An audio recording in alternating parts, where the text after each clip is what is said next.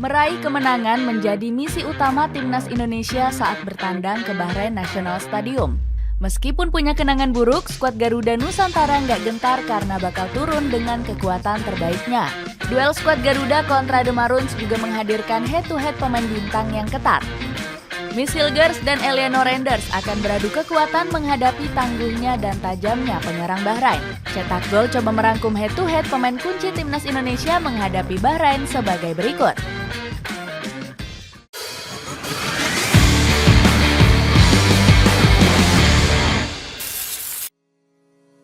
Miss Hilgers versus Ali Madan.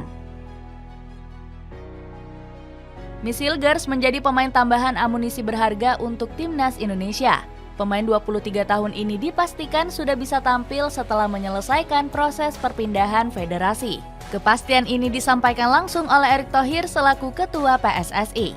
Pak Erick bahkan menargetkan Indonesia bisa meraih poin maksimal kala bertandang ke markas Bahrain.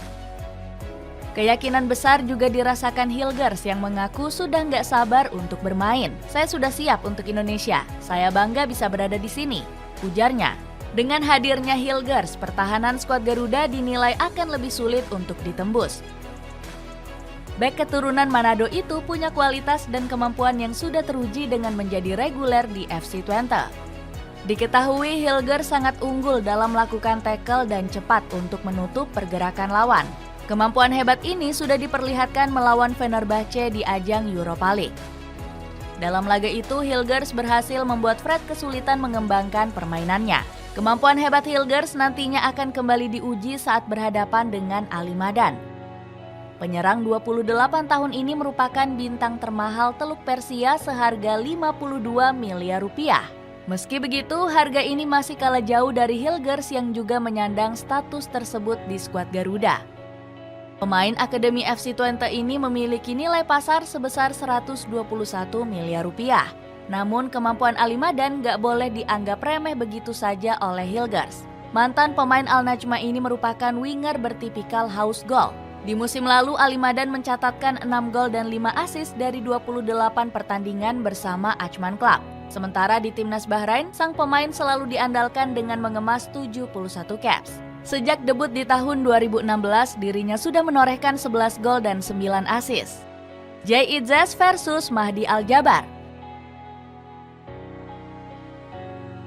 Kehebatan Jay Idzes akan mendapatkan ujian berat dari penyerang Bahrain yakni Mahdi Al-Jabar. Bek Venezia ini akan bertugas meredam serangan dari winger The Maroons ini. Bang Jay selalu tampil apik di laga kontra Arab Saudi dan Australia. Dalam 2 laga tersebut, pemain 24 tahun ini mencatatkan 11 sapuan dan mendapat rating 7,6. Timnas Indonesia sendiri belum mencicipi kekalahan semenjak diperkuat Idzes. Tercatat, skuad Garuda Nusantara sudah berada di tren positif ini dari 5 laga terakhir. Kehadiran Idzes sangat dibutuhkan untuk mengisi lini pertahanan Timnas Indonesia. Kehadirannya telah mampu membuat pertahanan Garuda Nusantara menjadi lebih terorganisir. Penampilan apik Jay Idzes gak lepas dari konsistensinya bersama Venezia. Bang Jay kerap tampil memukau di sejumlah pertandingan Serie A termasuk menghadapi AC Milan. Kepiawaian Idzes menghadapi Rossoneri sampai-sampai mendapat pujian dari media Italia. Dia tampil dengan solid, jarang bisa dilewati oleh pemain lawan. Dan dia sering menjadi yang terbaik dalam menutup ruang dari lawan serta dapat mengatur pertahanan. Puji Tutto Venezia Sport. Di laga melawan Bahrain sendiri, Jay Idzes diperkirakan akan berhadapan dengan Mahdi Abdul Jabar. Pemain 33 tahun ini punya segudang pengalaman bersama skuad The Maroons. Tercatat, Mahdi Abdul Jabar sudah tampil 23 pertandingan dengan menyumbangkan 6 gol. Pemain Al-Haldia ini sendiri juga menjadi andalan bagi Dragan Talasik dari ronde kedua. Sementara di ronde ketiga, Mahdi Abdul Jabar selalu menjadi starter andalan timnas Bahrain. Namun sang pemain sedang dalam performa merosot dan belum mencetak gol sejak bulan Juni. Mahdi Abdul Jabar bahkan mendapat penilaian buruk dari Fotmob yakni 5. Idzes bisa memanfaatkan merosotnya performa Abdul Jabar dengan mematikan pergerakannya di sektor penyerangan. Calvin Verdong versus Mahdi Al-Humaidan. Selanjutnya dari sektor bek sayap masih akan diperkuat oleh nama Calvin Verdong. Pemain Nek Nijmegen ini memperlihatkan kemampuannya di 2 laga kontra Arab Saudi dan Australia. Sampai-sampai permainan Verdong dijuluki mirip dengan Dani Carvajal. Julukan ini sangat layak, mengingat sang pemain kerap tampil konsisten di level klub maupun timnas Indonesia. Di level klub sendiri, Verdong menjadi salah satu pemain yang nyaris nggak tergantikan. Bersama Nek Nijmegen, dirinya sudah bermain dalam 8 pertandingan termasuk melawan Feyenoord. Sang pemain berhasil melakukan 6 sapuan dan juga menang di 5 duel. Carlos Alber selaku direktur teknik menyebut Verdong sebagai pemain yang paling konsisten. Calvin menunjukkan nilainya setiap minggu dan telah berkembang menjadi pemain kunci. Kami memastikan lebih banyak stabilitas dan fondasi kuat bersamanya, puji Carlos Albers. Verdong mengatakan performa gemilangnya di level klub akan dia tularkan bersama timnas Indonesia. Dia berhasrat bisa mencuri 3 poin dengan mengalahkan timnas Bahrain. Awal yang kuat dengan berhasil mencuri 1 poin dari Australia dan Arab Saudi. Di laga berikutnya kami targetkan untuk meraih lebih banyak poin, tulis Verdong. Namun Verdong akan mendapatkan lawan yang tangguh yakni Mahdi Al-Humaidan. Pemain 31 tahun ini punya pengalaman mumpuni dengan catatan 50 caps bersama skuad Mutiara Teluk. Di level klub sendiri, Mahdi Al-Humaidan menjadi salah satu punggawa penting Al-Haldiyah. Dirinya berhasil membawa skuad Dilmunz Warrior bertengger di puncak klasemen Liga Bahrain. Kemampuannya dalam menusuk ke jantung pertahanan harus diwaspadai oleh Verdong. Pasalnya, ex-pemain Al-Rifa ini memiliki kecepatan yang cukup merepotkan. Tom Haye versus Ali Haram. Duel sengit di lini tengah akan tersaji saat Tom Haye berhadapan dengan Ali Haram. Keduanya menjadi kunci permainan lini tengah timnas Indonesia maupun timnas Bahrain. Haye sendiri tampil memukau dalam 2 pertandingan menghadapi Arab Saudi dan Australia. Namun sayang, Tom Haye gagal menampilkan performa terbaiknya saat memperkuat Almere City. Meskipun selalu bermain selama 90 menit, pemain kelahiran Amsterdam itu gagal membawa skuad Sheepheads meraih kemenangan dalam 3 pertandingan berturut-turut. Saat itu Almere City diperdaya oleh FC Twente 05, Pexwool 1-0 dan Willem 0-1. Merosotnya performa Tom Haye dikhawatirkan akan berpengaruh terhadap kepercayaan dirinya. Namun sang pemain berkomentar hal itu nggak akan berpengaruh terhadap performanya di timnas Indonesia. Sebaliknya Haye begitu bersemangat dan nggak sabar menantikan duel. Sambil tersenyum lebar, pemain berjuluk The Professor ini ingin melupakan kekalahan tersebut dan fokus bersama Garuda. Ya betul, saya akan mengarungi belahan dunia lagi. Pertama ke Bahrain, kemudian ke Cina. Shin Taeyong sendiri diprediksi akan memainkan Tom Haye sebagai gelandang utama. Pemain keturunan Jawa ini selalu tampil solid dan menjadi tumpuan utama lini tengah Garuda.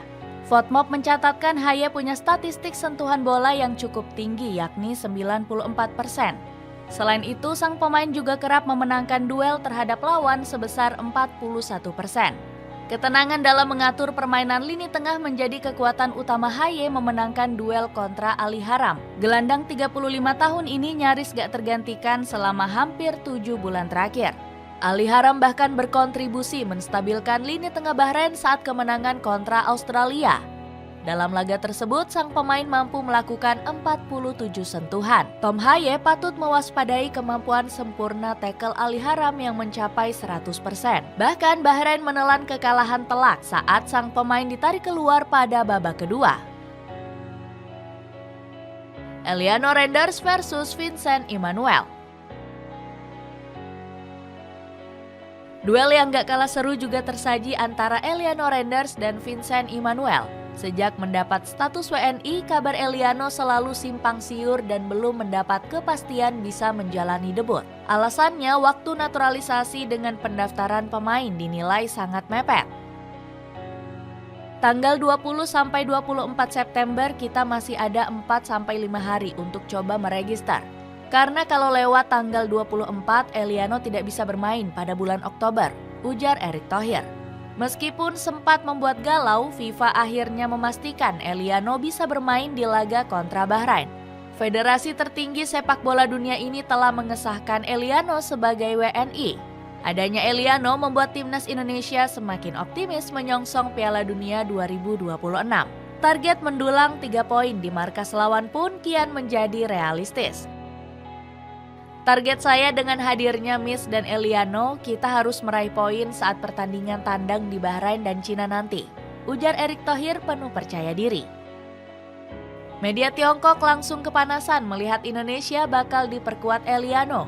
Media 163.com ini melaporkan jika naturalisasi Eliano nggak sah karena memainkan pemain ilegal. 163.com akan melaporkan ke AFC dan berharap Indonesia kalah walkout dengan skor 3-0. Menurut peraturan AFC, Hilgers Eliano tidak berhak bermain, tulis 163.com. Jika mereka bermain pada saat itu, Tiongkok dapat mengajukan banding dan tim sepak bola Indonesia akan langsung divonis kalah dengan skor 3-0. Tambah 163.com. Arya Sinulinga menyebut Saiwar nakal dari media Tiongkok bertujuan untuk memecah belah fokus. Saatnya kita bersatu. Jangan mau diprovokasi oleh pihak atau negara manapun. Seperti saat inilah, biasanya ada usaha memecah belah konsentrasi kita, ucap Exco PSSI itu. Sementara Shin Taeyong juga cuek dan gak menghiraukan koar-koar media Tiongkok ini. Coach Shin bahkan telah menyiapkan taktik khusus untuk memaksimalkan kehadiran Eliano. Karena Hilgers dan Eliano pemain bagus dan akhirnya kita pilih, kami akan memanfaatkan mereka dengan baik nanti, tegas Shin Taeyong. Eliano sendiri akan berduel sengit dengan Vincent Emmanuel yang menjadi andalan Bahrain. Itulah ulasan head-to-head pemain kunci timnas Indonesia di laga kontra Bahrain. Bagaimana pendapatmu? Apakah skuad Garuda mampu mencuri 3 poin dengan menurunkan skuad tersebut? Coba tulis pendapatmu di kolom komentar di bawah ini.